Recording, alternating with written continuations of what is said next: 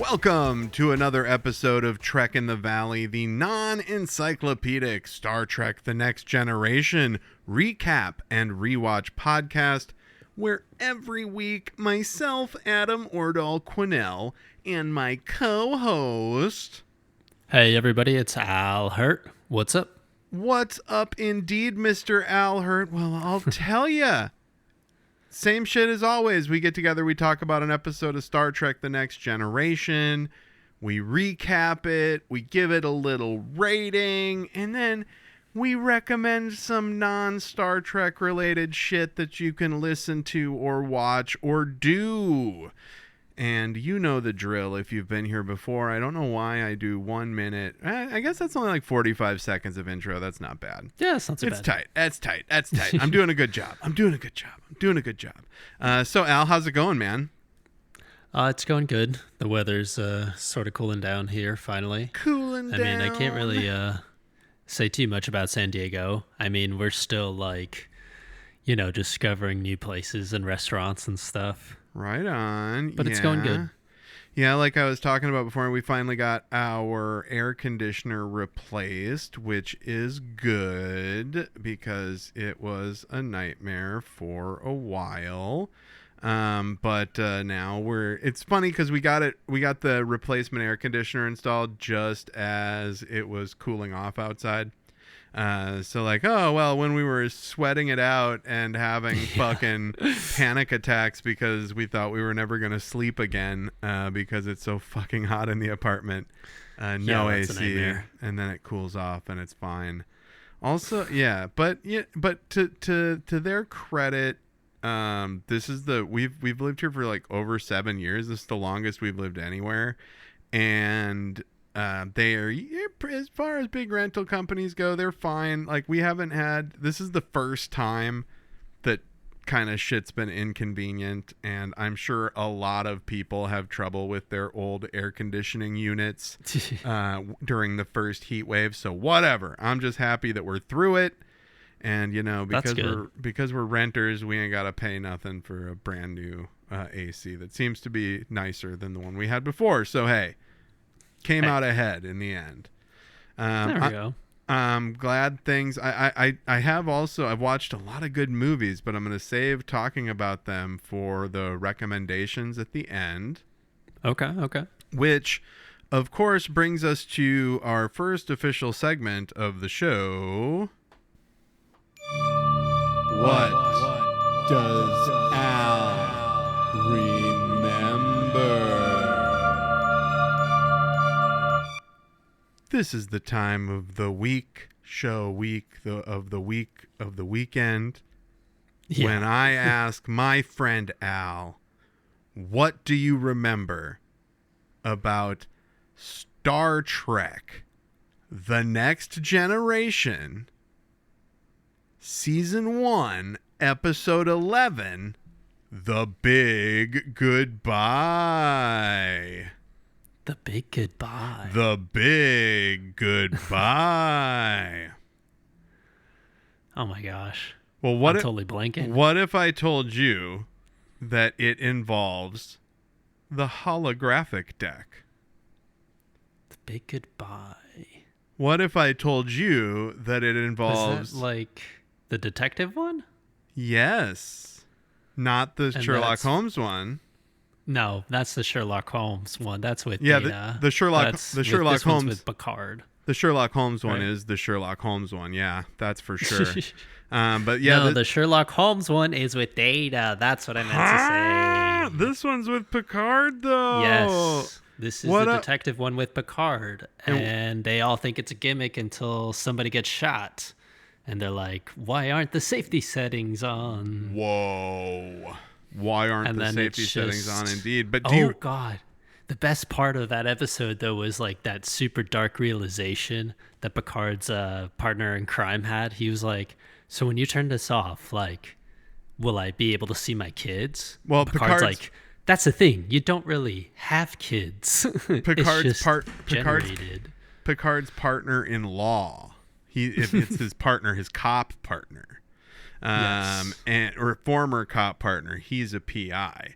Now, Al, what do you remember about why? That's my Neil Hamburger. Why? Do you know who Neil Hamburger is? He's a stand-up comedian, and he's like dresses like a lounge singer, like velour suit and stuff, and he has like a terrible comb over, like he's a character played by oh my god, fucking hilarious guy. He does On Cinema with Tim Heidecker. He was in Ant-Man. I know who you're talking about, I think. Yeah. He's great. But Neil Hamburger is his character. And Neil Hamburger, he walks up on stage and he's got like 9 pints of beer and waters like that he's holding, and he's just like spilling them the whole time. And and his jokes are all like lounge jokes, or like he's like, why, and they're all pop culture related usually. Like a good one that I always remember is he'll be like, why did Metallica cut their hair? And everybody be like, why? And he goes, to get all the cum out of there. Like they're like all disgusting. It's weird.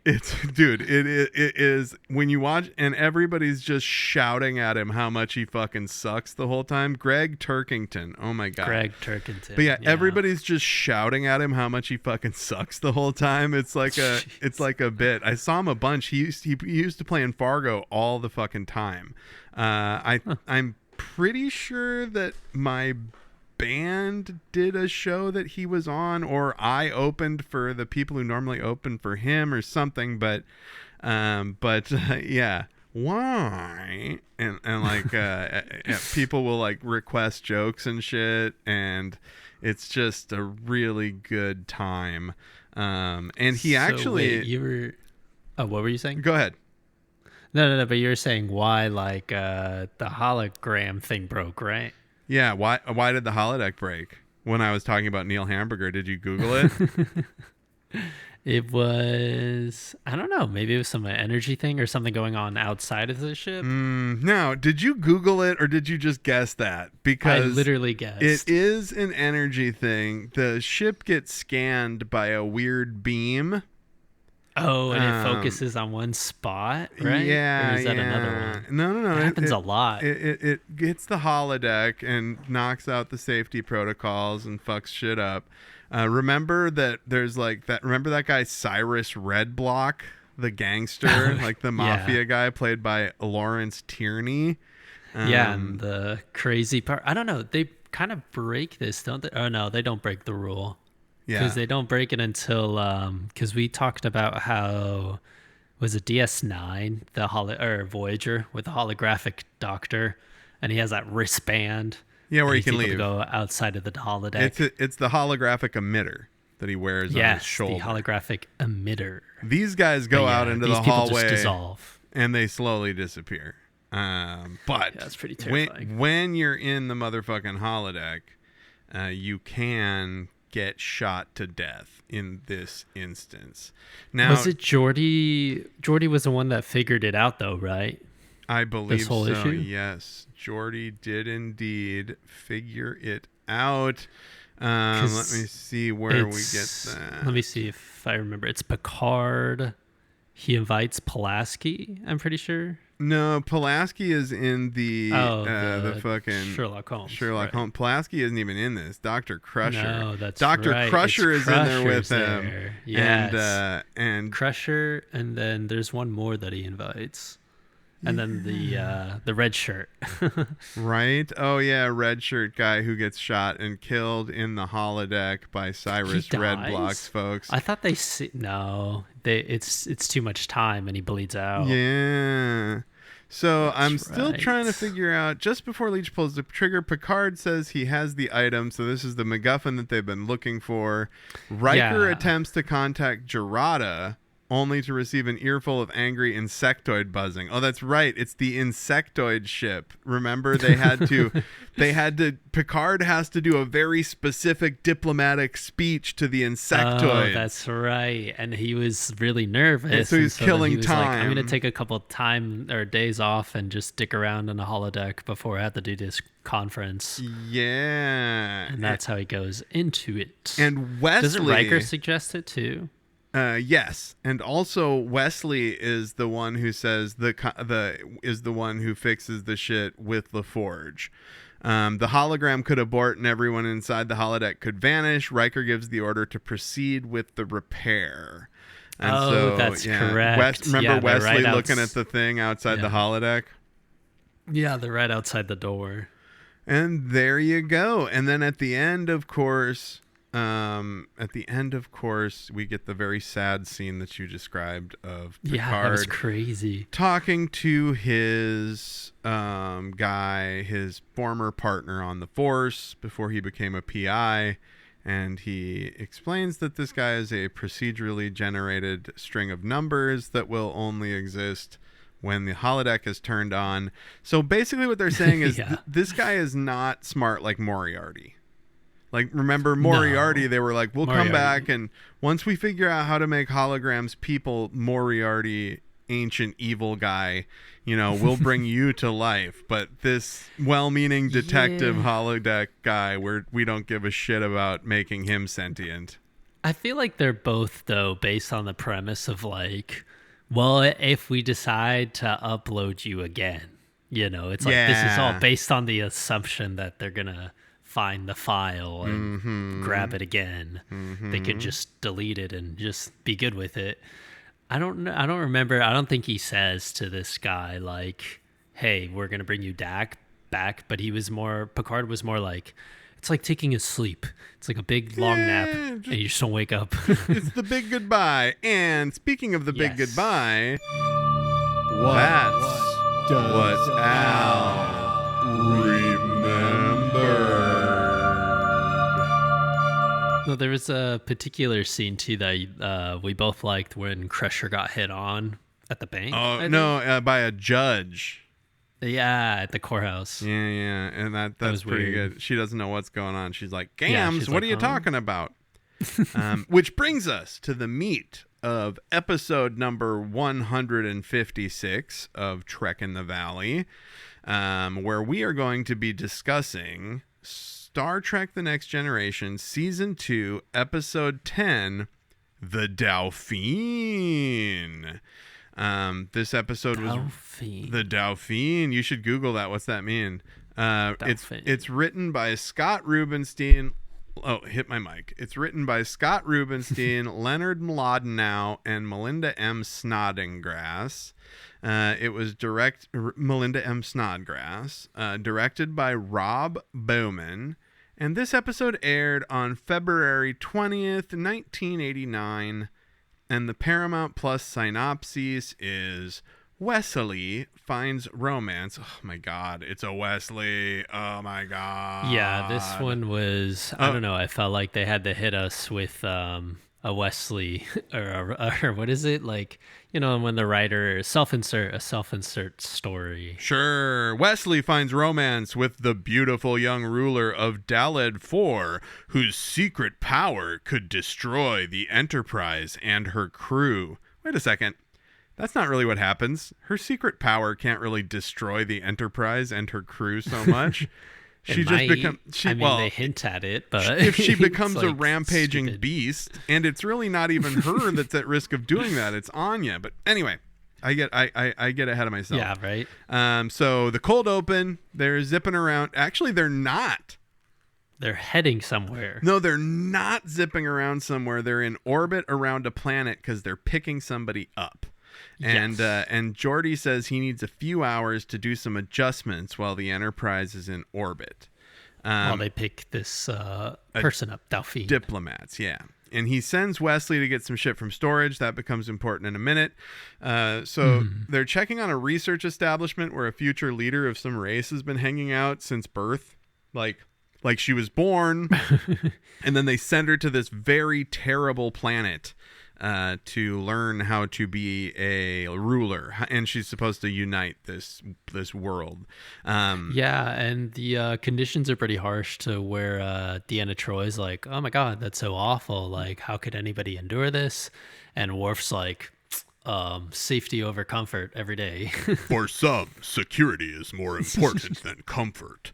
Now we hear the voice of Anya, which is the diplomat's attendant, and yes. And she says, "What race are you?" And they say, "Human." And she says, "All right, beam us up." And so Celia and Anya beam up. Celia is the lady diplomat or leader. It's funny because she gets off the transporter, Celia, and what's the first thing that happens, Al? She steps off the transporter. She steps off the transporter and she already is into Wesley? No, she gets fascinated by the technology. She knows all about the transporter. She's like, those must be the matter dampening controls. Can I look at them?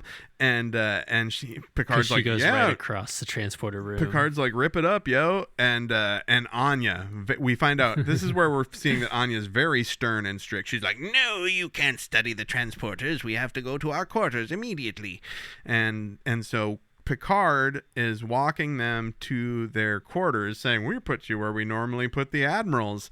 And then Wesley steps out into the hallway and he's just like immediately jaw on the floor because of this alien lady. He's holding the magnet that Geordi told him to go get. And it's like, get it? He's holding a magnet and he meets this woman that he's attracted to and she's attracted to him, just like how magnets work. And I love Celia. She's great because she says, hey, as she's walking away, she says, hey, be careful. That magnet can rip the iron right out of your blood cells.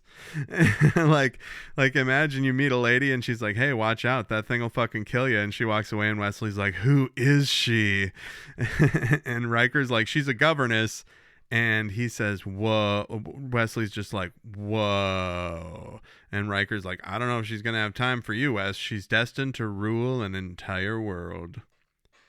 And that is the cold open setup for the Dauphin. What are you thinking so far, Al? The Dauphin. Oh, can you hear me? Yeah, I can. I could hear you the whole time. Okay, go. All right. Yeah, no, the Dauphin's pretty dope. I don't know. It's just, it's a nice setup for, this like awkward encounters that come. Yes. Because it's like this weird setting now because instead of this serious like Star Trek background and the Star Trek setting-esque, we have it slapped on against like this weird teenage love story. Yeah. And at the beginning of Act 1. So now this kicks off like a series of Wesley asking various crew members about romantic advice. And it starts because Wesley asks Data about Celia, and Data's like, little is known. Celia is going to unite her people because her dead parents were from warring factions. And Geordi is stressed out about these adjustments.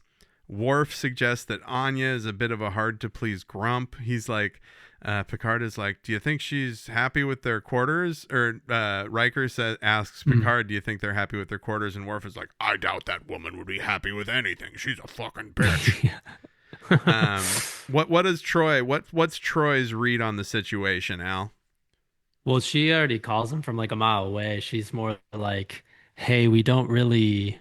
I mean, they're being sort of honest, but we don't they're not being honest about who they are or what they are. Yeah, she says they're like kind of having the reservations still, I think how she words it is they're being honest about who they are, like you said, but not what they are. What they are. Yeah. And Troy says Celia's their emotions don't match what they are. And they check on Celia over the view screen, and she asks about Wesley. And Data and Wesley are talking about how, Data's on the bridge and he's talking about how she's supposed to unite a kingdom. And he says their differences are like night and day. And Riker goes, Data, you used a euphemism. And Data's like, no, actually, one side of their planet is always night and the other side is day. So it's literally the difference between night and day. Do not worry. I did not use a euphemism. I love that idea of one side of planet night, one side day. Because, I mean, it'd be easy to solve. You just put mirrors. You just put some mirrors up. I mean, fucking come on. You put some mirrors in orbit, and there you go. No, it reminds me, too, of that episode we saw in the original series with the two-toned people. Yeah, they're always fighting each other. The black and white cookie people. Mm-hmm. Now, so basically, Celia is from... Her mom and dad were from the dark and light side of the planet. And after she was born, she was sent off to be trained and hardened in leadership before coming back to unite these people. But what the fuck's going on? We're in Celia's room, and it's like some random teenager. Some random teen lady is talking to Celia. What the fuck, dude? But I think isn't it Anya still? Well, I guess I'm feigning. Oh wait, not Anya. I'm feigning confusion, Al, because yes, right. I do indeed. But it's like, then why don't you just?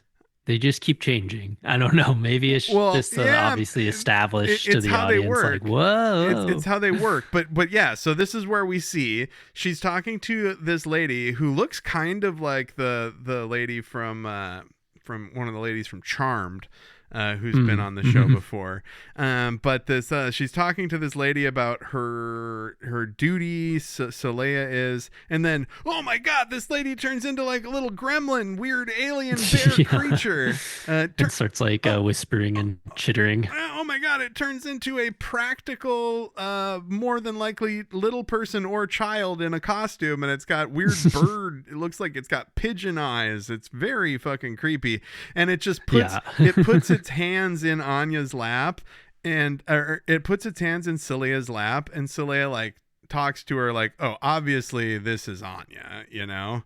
I mean, I think we get it now. We get tell me a little bit about the exchange we get between Wesley and Geordi in the next scene. Oh, it feels like, a typical like office thing, but, it's I don't know. I really appreciate the dynamic because you see Wesley's trying to work on a specific part of the ship, and he's obviously distracted and stuff, and is just like not following up on his shit. And Geordi's like, "Hey Wesley, why haven't you figured out this confusion in the engine yet or something?" This is what... And he just keeps like dozing off and is being distracted. I'm going to let you continue, but what's going on? Just like earlier, I'm going to let you continue, but the language is important here. Just like earlier when somebody said something, how they worded it was important. Geordi says, Wesley, have you found that... have you found that defocused area yet? And it's like, Wesley is the fucking defocused area. Yeah. And so Wesley... Yeah, because like he goes over like this, what is it called? Geordi goes over like this troubleshooting, this diagnosis again. And it's like something that should have been resolved by now, But it leads Wesley into like, messing up again and like almost dropping this like phaser and phasing something in the wrong settings or whatever. And it's nice though, because Geordi's like, you know what? This happens to everybody.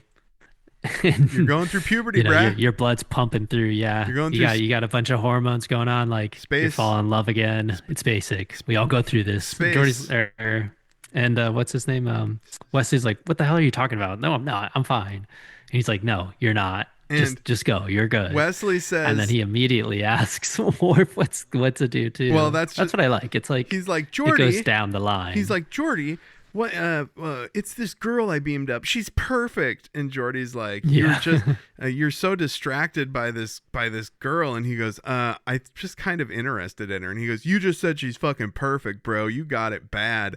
And basically what Geordi tells Wesley is in no uncertain terms, he basically tells him, hey, go jerk off and then come back to work. He's like, you gotta clear this out. You gotta clear this out. Actually, at first he's like, get out, go jerk off and go back to work. But then he says, hey, actually, why don't you just go talk to her? And then Wesley's like, well, what if I don't have anything to talk to her about? And Jordy's like, get the fuck out of here. I got to do this thing. Yeah, he's like, I can't talk to you right now. I did like how Wesley's move where he slid down the ladder, like in a Soulsborne game when you hold down X. Like he slid down the ladder. And so now Wesley needs to go to, as you already started us, segue into Worf yelling a Klingon mating call. Yeah, it just hard cuts him screaming. Men do not roar. And it's like, women this roar. Is, yeah. Wesley's like, wait, so you just scream at them? And he's like, no, we roar. Yeah, so Wesley says, so yeah, you roar at the women. And then he goes, no, men do not roar, women roar. Then they hurl heavy objects and claw at you while you read love poetry. And Wesley goes, he's like, I don't know. Oh yeah, so he says when she's reading love poetry, what do you do? And he goes, he ducks a lot. That's a very funny Worf joke, very funny Klingon joke, and then it's great because Wesley says, Worf, I think that works pretty well for Klingons, but I don't know if a human woman would be into that. And Worf says, fine. Go to her door, beg like a human. Worf has such disdain for the human race. I fucking love it. Who's he go to next? He goes to Guinan and Riker. No, Data next. Oh, well, Data intrudes, though. Data's kind of just like, well, I mean, biologically speaking, you guys are both compatible due to your age and this and that. And he's like, one thing. The very famous line is when Wesley's like, Data, I want to date her, not dissect her. Yeah. And it just feels like a lot of like, I don't know, it's feeling more like the original series where it's just the crew hanging out and stuff, and it's like not crazy, what is it called? I don't know. Not crazy like risks or like like drama, high stakes drama. Yeah, high stakes. Yeah, it's just people chatting, and I love how Data starts getting really clinical. Like he's like, the important thing is you have to make sure that the penis and the vagina are compatible. And Worf says, time for a tour for Anya and Saleya, but Saleya, Anya's like, oh, Saleya's got to stay in her room, and it's like, isn't that weird?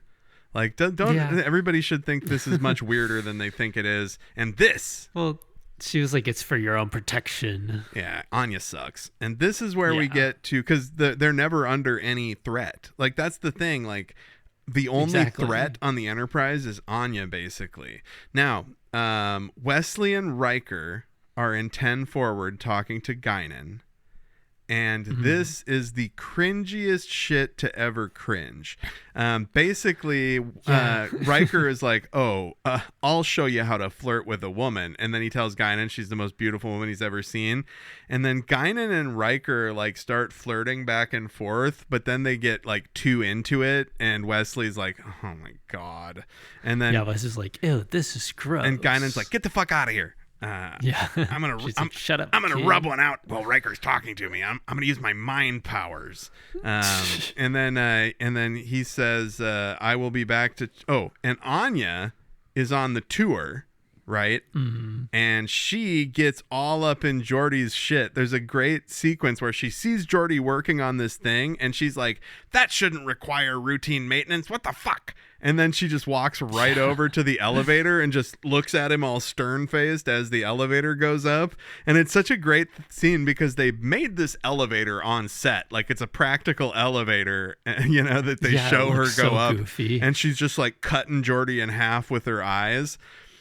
And then she actually helps him identify a malfunction, and that's kind of neat.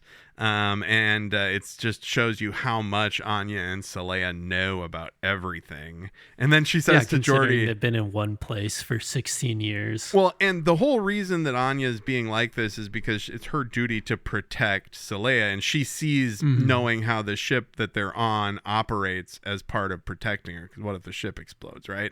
And it's a great exit for her because she looks at Geordi and she says, I will be back to check on your progress. And then she's just like staring at him as the elevator goes down. It's Now, a weird elevator. I was thinking about that. I was like, it's just a one-person elevator, but I guess it's just for engineering. yeah, right. It just goes up to that. It goes from that level to the little. It's like in Doom, like you're playing Doom. Yeah. It's exactly like a Doom elevator. Now, Wesley ends up outside Salea's room, and it's so funny because the guard outside Salea's room doesn't do jack shit about Wesley coming in and hanging out. Yeah. And my wife was like, "Well, he's just there to make sure Salea doesn't get out, right?" And I'm like, "Well, yeah, but he doesn't fucking do that either because they get out of there."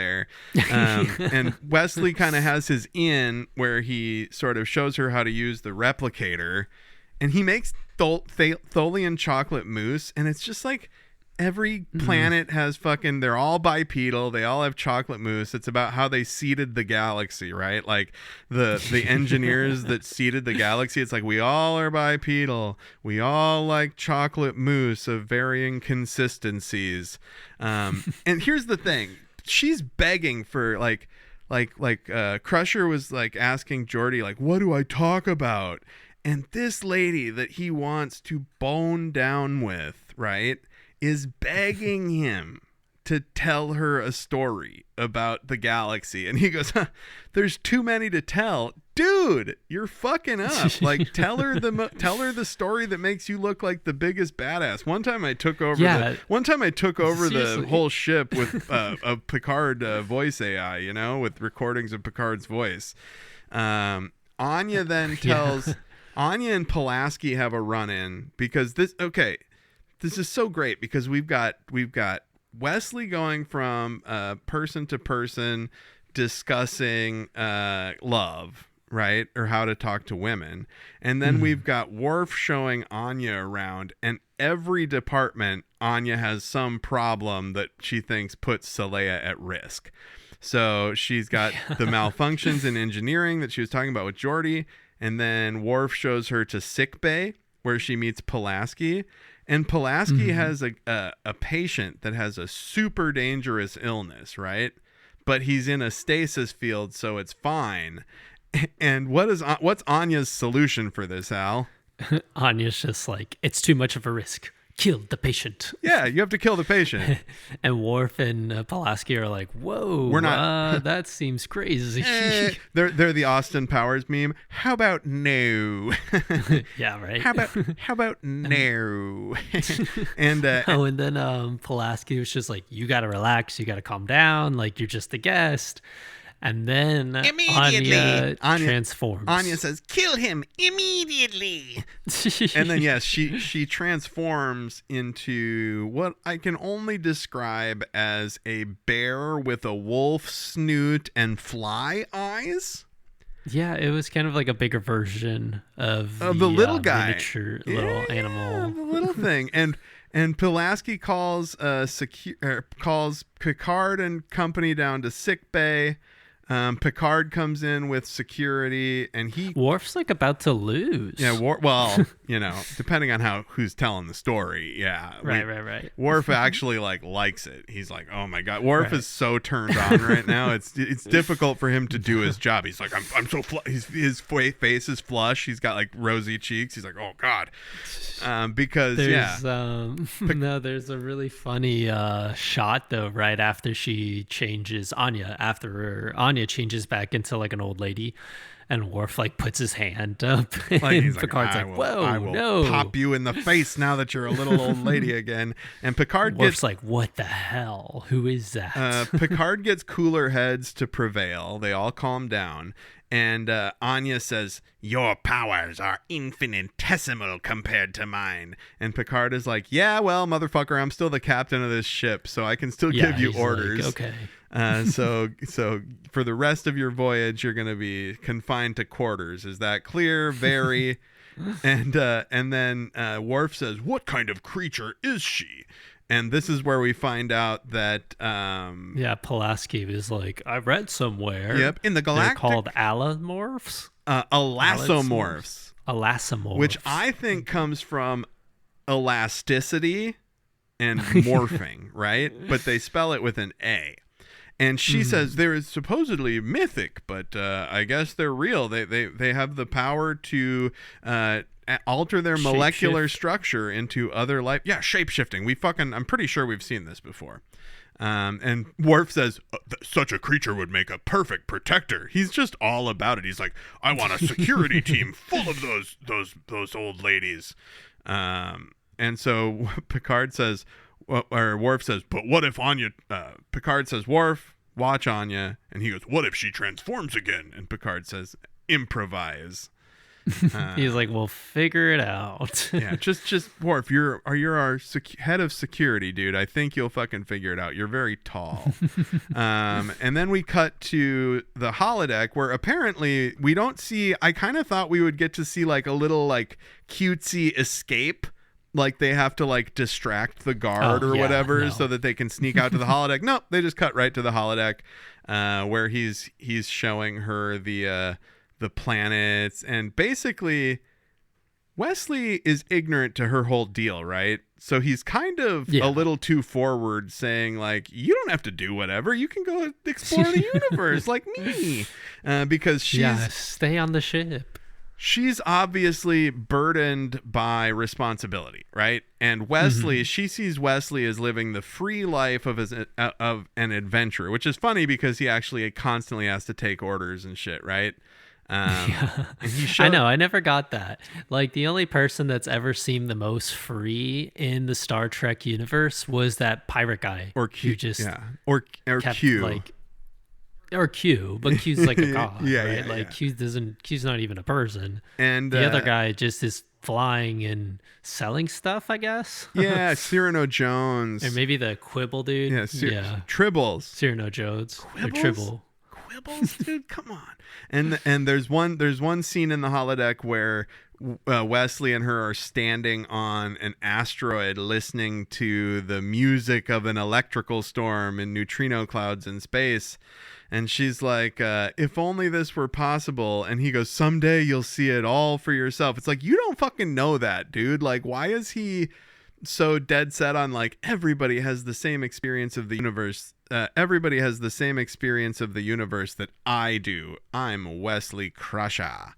And then they cut to Anya and the security team being ushered back to her quarters. And he says, if you intend to confine me to this cell, I cannot protect Celia. Oh, that's right. They walk her to a cell. Yeah, and they're instead of the room. And Celia is just going to be safe on her own. Her and Worf is like, I understand your duty. And she's like, I understand your duty, but I'm still going to kill everybody if that somehow protects Celia even a little bit.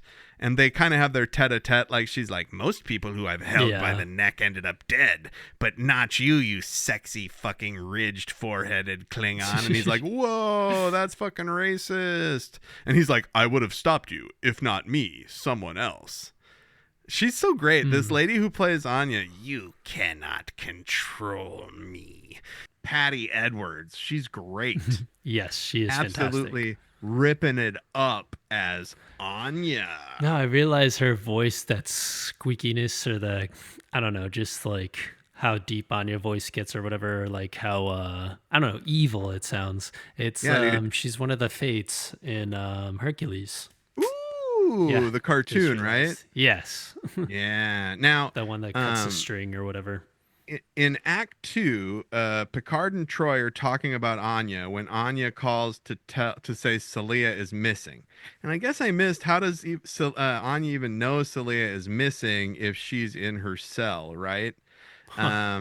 And where is Celia at this point, Al?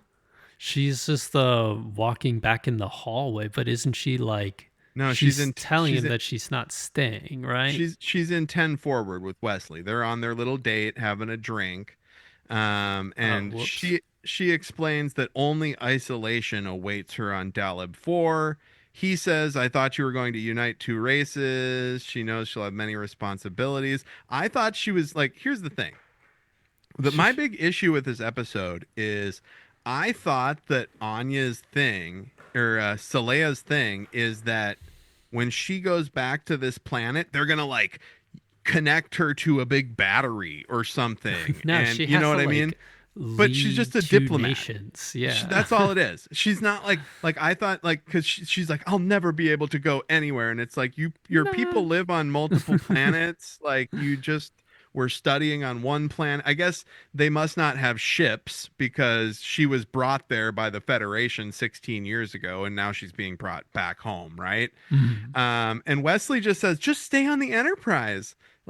Dude, you can't even offer that, man. So he And does that to she says, I everybody, though, I can't. feel. Yeah, right. Wesley's solution is just do what I do and be exactly like me, Wesley. Um, Just stay on the Enterprise. she says, I can't. And she runs out. She says, I can't have this life. I need to go be queen of a planet that doesn't rotate. But that's Um, the other thing, though. It's like, it doesn't help that everybody else on the Enterprise is like egging Wesley on. And like well, nobody they're really not. understands the situation until like They're not Anya really fucking though. transforms. They don't tell him to invite her to live on the Enterprise. They're just They like, go don't. talk to her. They're just Yeah. like, hey, just be nice, talk to her. Mhm. Try to maybe get some over the pants action before she leaves the Maybe ship. yeah, I think that's what they're like, suggesting because it's just feels like a bunch of miscommunication. Hey, And then Wesley, Picard's just like, yo, Wesley, she's a shapeshifter. Wesley, this is a perfect setup for you, actually. Just like this is a good training pod for. Also, he acts like we haven't seen women and men that are like just as smoking hot as Saleya on the ship, right? Yeah, that Like, come too. on, But dude. maybe it is just the hormones puberty Yeah. thing. And the grass is always greener. Picard and Anya show up and they're like, get the fuck away from her. Wesley's like, excuse me. And Picard seems just as repulsed by Wesley as I am. He's like, just listen to us. God damn it. Yeah, Um, he's like, just chill out. Finally, in Act 3, Geordi finishes his adjustments. Warp engines are now available. Yeah, and Picard's like, let's get out of here. Let's fucking go. They got 3 hours and 9 minutes to Daleb 4. Picard asks Crusher to report to his ready room, and what goes down in the ready room, Al? Oh, for the ready room with Picard and Wesley, right? Yep.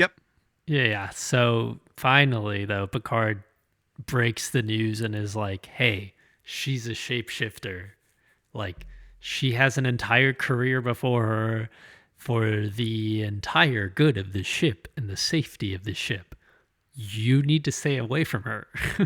Yeah, And they right. kind of He's have like, like a genuine heart to heart. And Wesley seems to actually Wesley, understand his role. It's like Wesley. it's usually all this crazy hubba hubba and like a whole episode worth of Wesley not listening and not following instructions. But I He don't know, just this feels pretty real. he says, "Will do." He says I'll do as you ask, and then he just leaves without being dismissed. And if I was Picard, I'd be Mm. like, "Motherfucker, I did not dismiss you." And Picard is like, "Wesley, I know how horny you are, but come on, for the safety of everybody." Yeah, And then we that get was to like really scary. He's like, she's Celia. just unpredictable, I guess. Well, so It's she's kind of actually awkward. very predictable. She's going to predictably go and rule this planet as a 16-year-old, ruler of two Right, warring but in the countries. sense of like they're scared she could like freak out and lose her Oh shit and yeah, eat that's the other everybody on the thing. But ship. even though she's been very cool Right. and hasn't had any problems, Anya's the only one that's ever been a problem. Celia and Anya have a fight. She's like, "Why won't you let me have a friend?" And Anya's like, "Because I'm a racist." Um, and then Celia tells Anya that maybe what she wants doesn't matter anymore. And at this point, I still thought that maybe Anya was like going to be sacrificed, or maybe Celia was going to be like sacrificed or something on Daleb Mhm. 4. They get to Daleb 4, and there's massive troposphere interference, just like there was on the other planet, right? So they can't really see what's going. They can't communicate because Yeah. the power needed to communicate through the troposphere is like much higher than the power the Enterprise can even put out. So they can get signal, but they can't give signal. And this is when Saleya sneaks into Wesley's room somehow. Mhm. And this is what I thought. I thought this was going to be Anya in disguise. Like, I thought that Anya was going to go in there as Saleya and be like, I don't actually like you, Wesley. I want you to leave me alone. But nope, it turns out it just was Saleya. And then Anya comes in. Anya appears as though she was always in the room, like she came in as a fly or something, right? And then became big.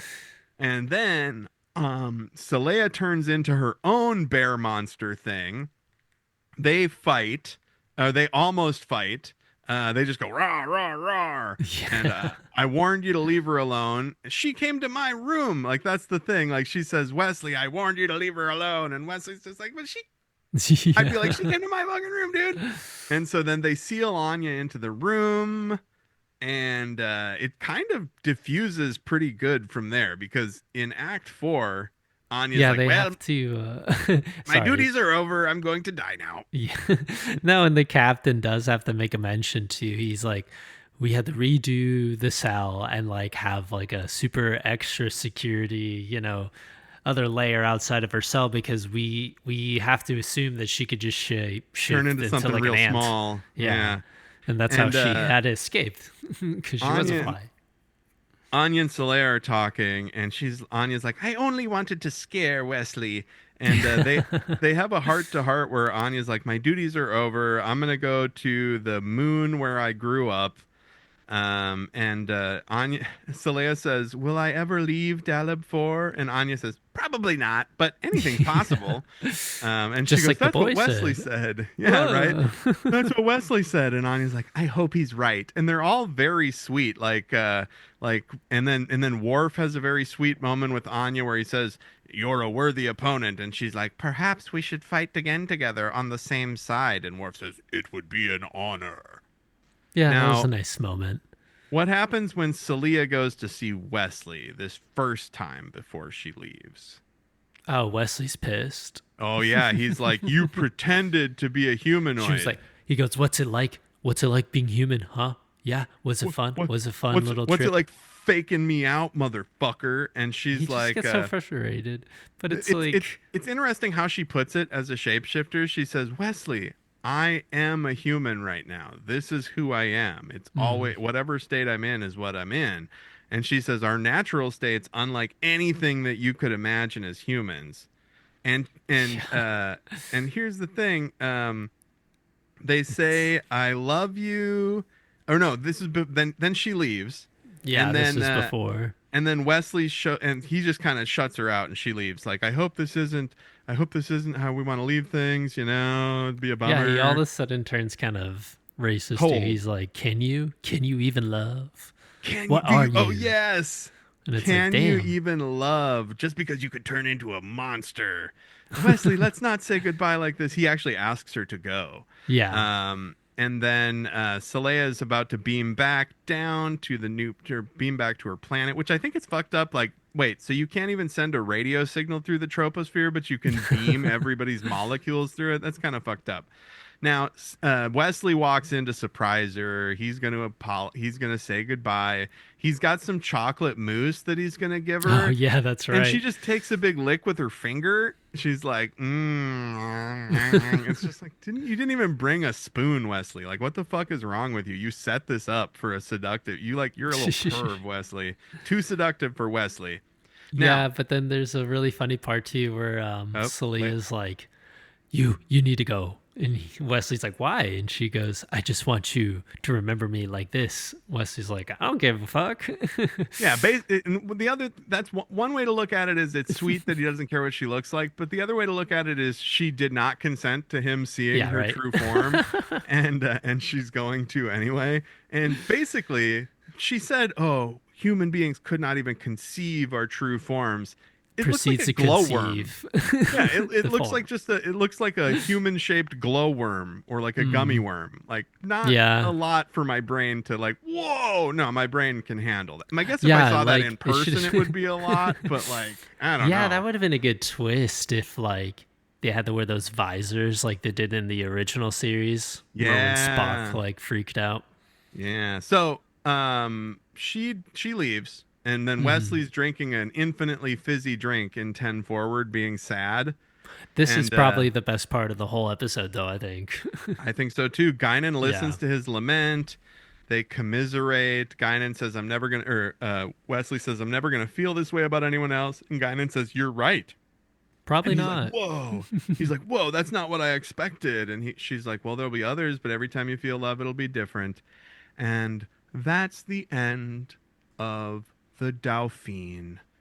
What did you think, Al? Very sweet, emotional episode. Very low Yeah. stakes. I never felt like the ship was in jeopardy. No. Paramount Plus synopsis It was person. just Come on. it was giving Romeo and Juliet the whole like, no, Of you course. guys can't see each other. It's dangerous. It's this, it's that. And it's like, whereas the adults in the situation are like kind of making it worse. Whereas I if they had just hung out on their own, maybe Anya would have been like, I'm a shapeshifter. I do think it's I fucked mean, up. like, who knows? I do think it's fucked up that they just that I completely fucking lost my mind for a second. I don't know what I was gonna say. What else? I liked how the interactions with the crew. I feel like this is a very good time for us to take a break from like all these banger episodes about who is a human, who isn't human, and like all these alien races coming on the ship and like the ship almost exploding and stuff to like, Yeah, oh, we're low just stakes. transporting these politicians and like we're all right. But I liked how Jordy handled his situation with Wesley being in love and stuff. Like I felt like that was a very human moment, and it's like I you'd do like think to it's see funny that that in the office and stuff. Like it, you have it, some intern or someone under you just being distracted, and you being like, "Just get out of here, dude." and Like it was a very felt like that.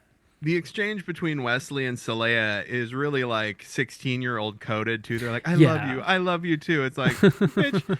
I'm saying that and he's like, to "Get Wesley, out of not here! like, I dude, hate you." you don't fucking know nothing, neither of you. Oh, but it's Um, like, I mean, everybody knows that feeling. I really It's like liked first Worf's crush vibes. exactly. First love. I really liked Worf's line on the bridge at the beginning when they're talking about Saleya, and he knows that Saleya is more than meets the eye. He goes, Yeah. "Do not underestimate her because of her size. The Yeah, body, I thought that was already an indication too. Cause yeah, yeah, he was like, the body's merely a shell. the Like, body we don't is know anything. just the body is just a shell, just a shell."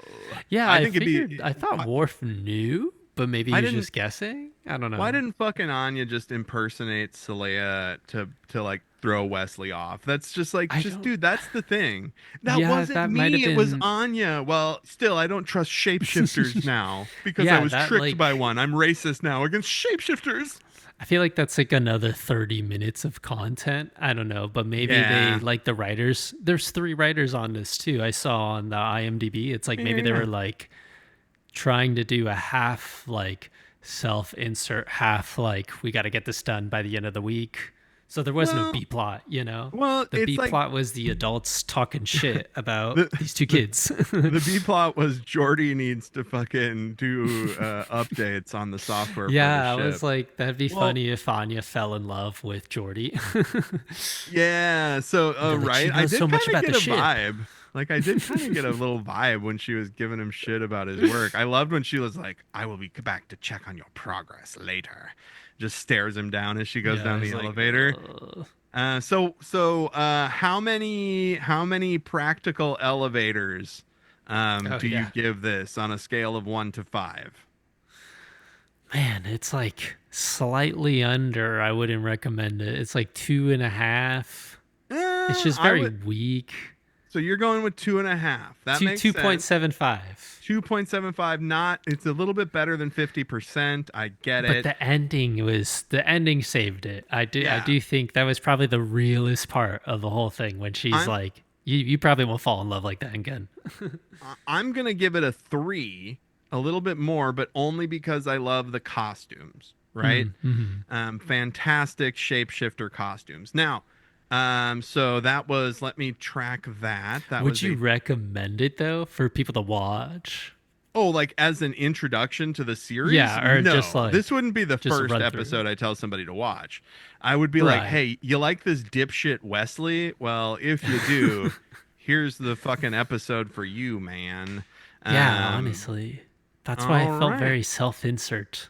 We just don't like Wesley. Like they're I don't putting. know. When you say self-insert, what do you mean? I just heard this story about that Wesley is like a placeholder for the creator of the show. He's a And that surrogate. like Yeah, it's like this whole like, hey, this is what is it called? It's like a Mary Sue, but then the other guy, what is it called? The it's his. John. I don't know. I forgot I'm the other the comparison. It's like I'm bad at Marty remembering George or something like that. I'm bad at remembering the names of tropes. Yes. But It's like, he's the all-star, he's supposed to be the one, Neo. really, what a That's I guess like how he's the they traveler. say in the, I guess in he the is first one, right? Yeah, I in the guess first he's- season they hype him up. He's the traveler as well. Yeah, I guess so. There's But I that. don't think does anything come of it in the later seasons? I don't even remember. No, he's the traveler in Picard. He comes back in Picard as the traveler. So like he finishes his arc outside of the show. yeah, basically. Well, 'Cause that's this was what we like thought. week to week, right? Like they weren't Yeah. really. They're flying by the seat of the pants. Still, yeah, there's not an overarching look, I don't think. I don't think for they the even series. thought about those too much back then, right? They get there. They know there's movies coming. Yeah, that's true. Especially because the so- other movies were coming out, right? As this series was coming out. the original cast movies, Right. yes. So that's our discussion of the Dauphin. Al gave it a 2.75. I gave it a 3. A middling episode for us. I did like the shape-shifting stuff and the costumes, and there you go. That brings us to our final segment of the week. Captain, Adam and Al are recommending things. I repeat, Adam and Al are recommending things. What do you got for us, Al? Well, this one's pretty interesting. It's called A Real Pain. It's like this comedy drama, and it was written, directed by Jesse Eisenberg. Yeah. Okay. It's like these cousins. They go Yep. to Poland for It's the like Culkin, a tour. right? Yes, it's Kieran Culkin. I think. Yeah. Kieran Culkin, yes. It's I don't know. It's like it hits like it said it was comedy / drama, but it's definitely more drama.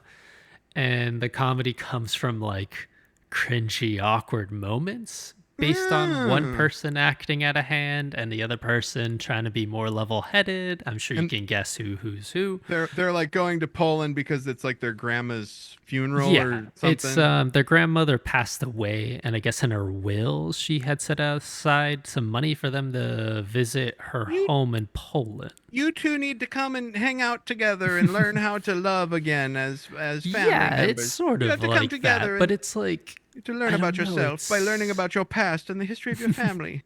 And it's I bet in- there's It's kind of indie though in the aspect where it's like some things don't get resolved and there's some hints of some things, but then like some don't follow all the way through, but some Yeah, do. that's So I good. think I'm Cool. more impressed by the writing. I And I want to see more from Jesse Eisenberg if he writes and say, directs more, so that'll be cool.